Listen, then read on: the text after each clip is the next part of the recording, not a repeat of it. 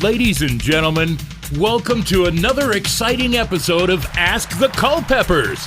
This show is sponsored by @TheBabySpot.ca Digital Global Parenting Magazine, the only global parenting magazine offering a variety of product reviews and written material empowering parents all over the world. Ladies and gentlemen, enjoy the show. Hello, ladies and gentlemen, and thank you for watching this awesome episode of Ask the Culpeppers.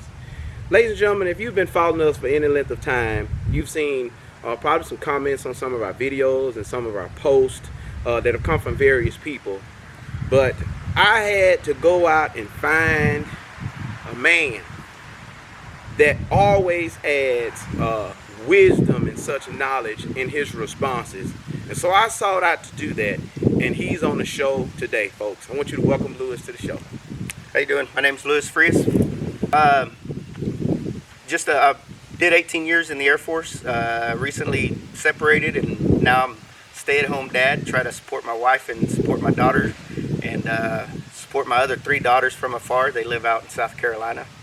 So just trying to make it day by day. No, I think too many people put labels on what they're supposed to be, and they define themselves by external labels such as their occupation or what they drive or things like that, as opposed to, first and foremost, some of your biggest labels should be, I'm a father, I'm a husband, I'm a son. Right. Those are the labels that you should really care about. Right. I think. I like that, man. I like that a lot. So Lewis, I made a post on Facebook, and the post was, is there any such thing as a bad day? And your response to the question was so striking to me. I wanted to scratch everything we had on the list that we were going to do today, for the show and for all of that. I wanted to scratch it because your response touched me so much. I had to find you. I had to find you. And so I want you, for all of our viewers here, tell me what you think about this. Is there any such thing as a bad day? No, every day is a good day.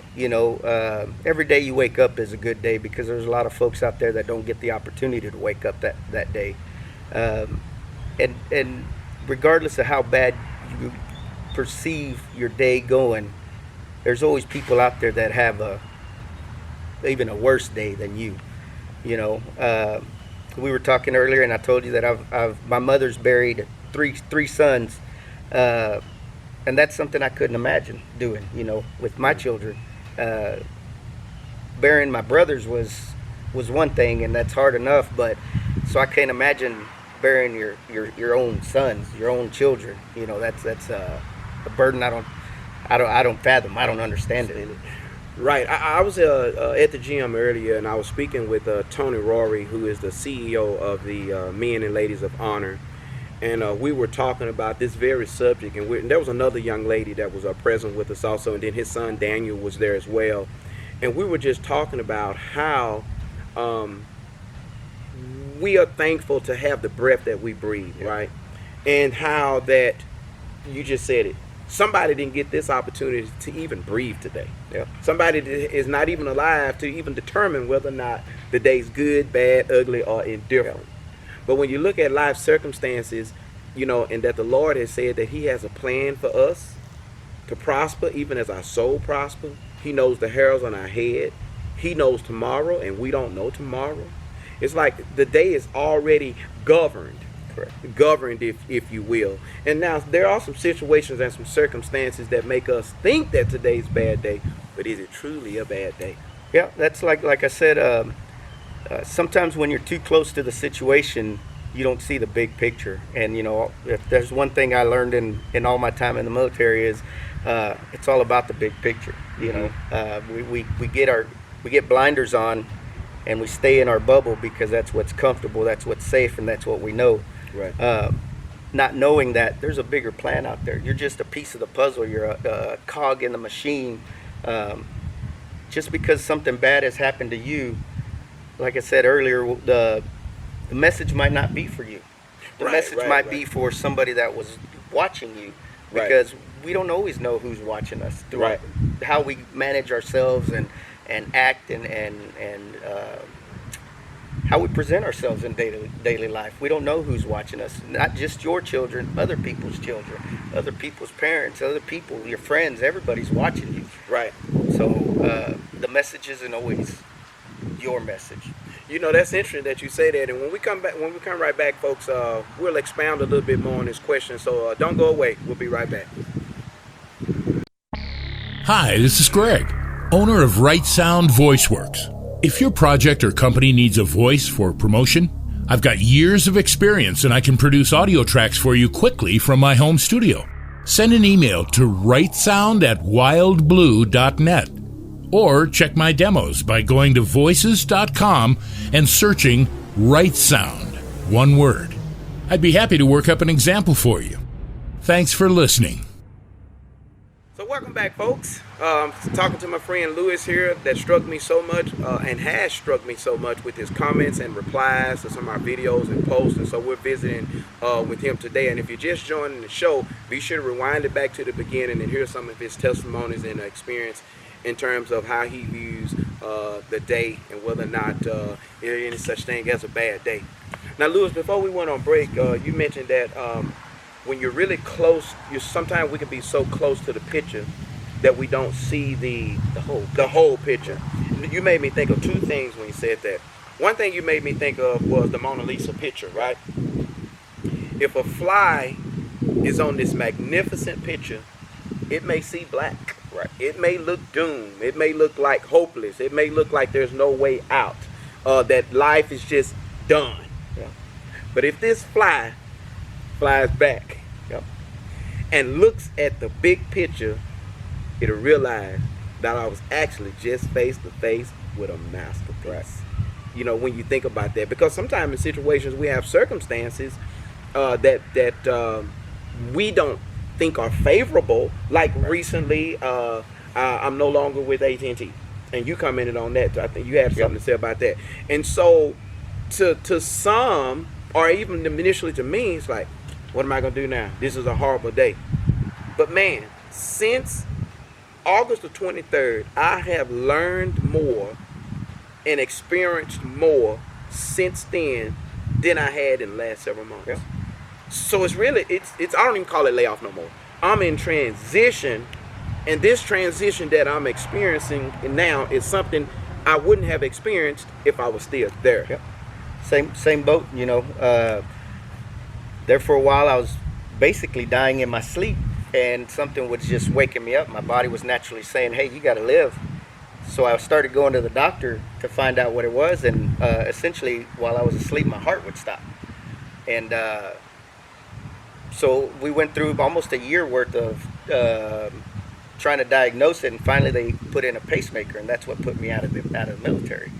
So I'd invested 18 hard years into the Air Force, and like most people, that's what I identified myself as, you know. And but look, it turned into I got to be part of the PTA. I get to work on the gardens. Right. I've gotten to do things that I would have never had an opportunity to do, and more importantly, I get to support my wife, you know, and I get to support my daughter, Lucia, in her endeavors and trying to get her. And none of this would have happened if I hadn't have been dying in my sleep. Wow. You know, so it's something to really think about, you know, that something that you can perceive is so horrible and scary because I'm right there and nobody wants to die, but has turned into something, right? You know, and now the quality of the years that I have left are beyond what I ever would have had if I'd have done 40 years or 50 years, you know, working. I remember seeing you at the school, and I said, man, it's good to see you on the field trip. And I think your words were something along the lines of, I'm at all of them. I don't never miss one. I'm at all of them, you know. And I thought, man, that's and that touched me, man, because, you know, I strive to do the same thing, is to be, you know, at all the kids' functions as much as I can. I make a priority, make it a priority to attend all the field trips as much as I can, man. And that touched me when you said that, because that shows that you're dedicated as a father. It shows that you prioritize, whatever I got to do. If it's not absolutely I got to be there, I'm going to be right here at this place with my daughter. Probably one of the biggest lessons that I've garnered from all the scares I've had anywhere across the world, all the tragedies that have happened in my family's in my life, and all the things that have happened to me personally is that this life isn't my life. Right. I'm not living it for me. I'm living it for the people that are around me, and that's given me a different perspective. Right. That helps me take that step back. So when I can't find my keys, I'm not sitting here saying, "Oh Lord, help me find my keys," because the reality is, He might be pausing me for a moment. Ooh, I because like that. what if something happened down the road that I didn't need to be involved? Everything happens for a reason. Good, bad, or indifferent, like you said. We just don't always understand that reason. I like that, man, because we live in such a hustle bustle society. Everything's got to be quick. Everything's got to be done. I got to get here in a hurry. But have you ever stopped and thought that police officer that pulled you over to give you that ticket actually saved you from a collision on down the road? Oh, I guarantee it's happening. You see what I'm saying? Because most people, if you look at the videos, they fussing and huffing at the police when they stop to get a ticket. Not to think that, Lord, thank you for saving me from this accident down the road because this police officer stopped me. Or thank you for me misplacing my keys temporarily because there is something down there that you're saving me from. Because that's an awesome way to look at it. And I think if we looked at it more often like that, we would be in a better place mentally and emotionally when we understand that some things could be a result of God just saying, slow down just a little bit. Let me delay you for a second because the bridge is out down there. You can't see the bridge is out, but I know the bridge is out, and I'm trying to hold you from being caught in the bridge that's being out. So just take a deep breath, just hold on. I thought about one more thing I was thinking about when you said it's not about us. So for years after Jesus died on the cross, it was considered Black Friday. Black Friday, the bad Friday, Black Friday. People thought it was the worst thing that could ever happen to a man to a Savior that did no wrong. They saw it then. But then when they stepped back to look at the totality of the picture and saw that he was sent here to be slain for us and for our sins, he couldn't save himself and us too. So you have Good Friday. It's like he died for us. And it was the worst thing. But when we do like to fly and we just go back and look at the big picture and understand what happened, we'll understand that it actually was a good thing. And the worst thing to work out for us. Anything else you want to add, man? Anything else you want to add? No, but just like I always say, every day's a good day. Everything happens for a reason. You just got to stop and pause. Just like my thing is gardening. Even the most beautiful flowers take time. Yeah. So we're not meant to be going this fast. We just got to slow down and think about it and give it time and let things work themselves out. You sure right. And one other thing I want to mention, you made me think about it. So I got on this shirt with Bob Ross on the front of it. And Daniel, Tony's son that was at the gym, he pointed out that they're all mistakes. If you got a mistake, you turn it into a bird.